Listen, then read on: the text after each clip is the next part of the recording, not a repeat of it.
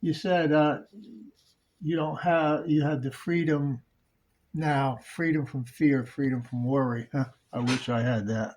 I don't have freedom from fear. I don't have freedom from worry.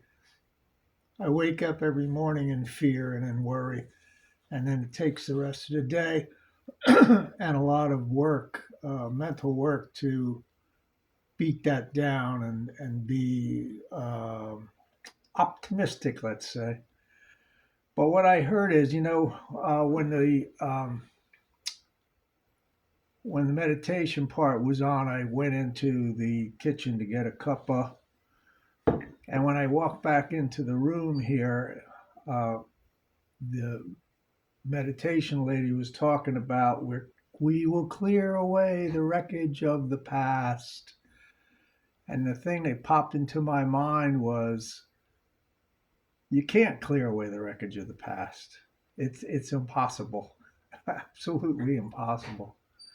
Um, because I don't think you can remember what happened in the past.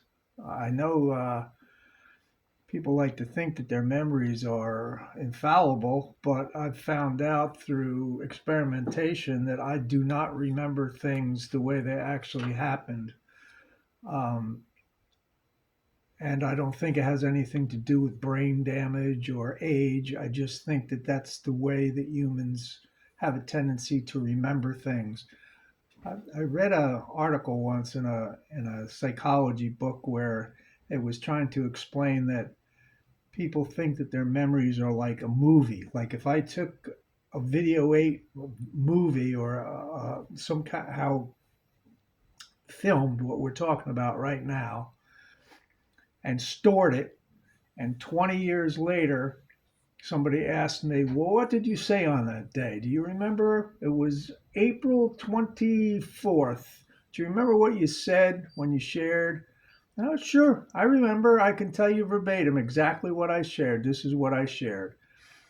And then you looked at that videotape that it had actually captured those moments, the videotape of what actually happened, and your memory of what happened would be totally different.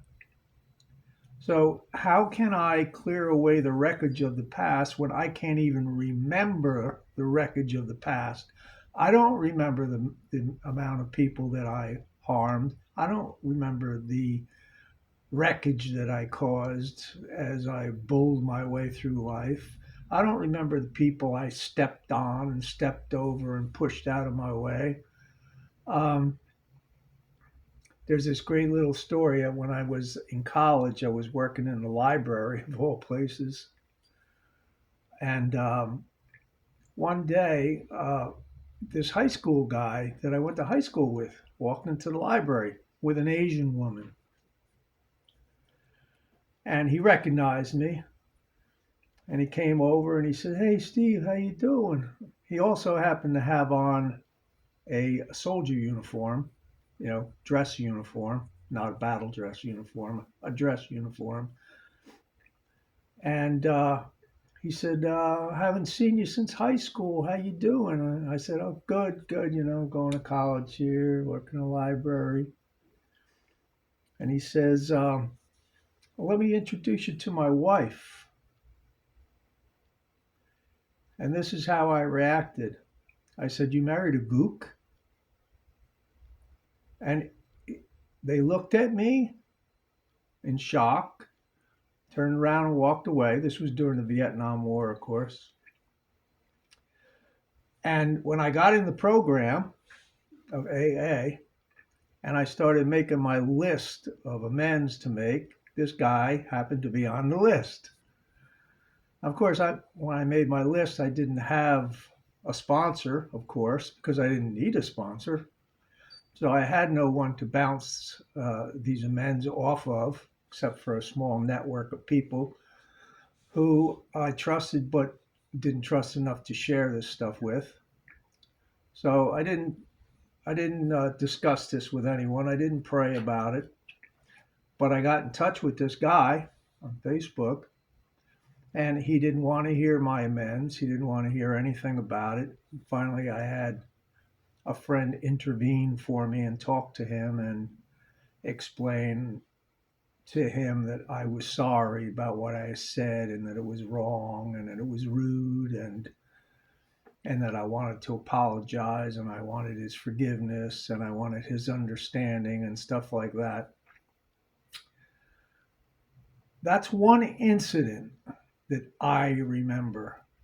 How many other hundreds, how many other thousands of times did I act like that to people and just be a wise guy and just be rude and be a bully and push people down a flight of stairs or knock their books off of their desk or, oh my God, there's no way I could possibly clear away the wreckage of the past. There's no way I could possibly make amends to everybody because I can't even remember them. So all I can do really is to make living amends and make sure that going forward into the future, I don't ever act like that again, that I'm cognizant and aware of my behavior at all times. I avoid any kind of situation where my mouth might like run ahead of my brain and I might say something that offends someone. I'm walking around on eggs all the time, of course. And I shouldn't say that. I shouldn't say that. I'll just bite my tongue and I'll just think it, but I won't say it. I'll just let it be because it's just going to hurt their feelings and it's not going to make any difference really to the way the world is. So what is the possible purpose of me saying something hurtful to someone? Hurt people. I have my own traumas. Is that why I'm doing this? I don't know. It's very confusing, gets very deep. You come into the program and they show you the sign up there. These 12 steps are 12 simple steps. That's all you got to follow. You won't drink again. They're not simple. You know, you can stop drinking, sure, but you're still the same asshole you were before when you were drinking. Maybe a little bit better because you're not drunk. But I mean, we brush over these things. She says, clear away the wreckage of the past like you could snap your fingers and just do something like that. No. Lifetime job that's impossible to accomplish. But just keep chipping away at it a little bit at a time, and you're on the right path. And that's all I have to share today. Thanks for listening, guys.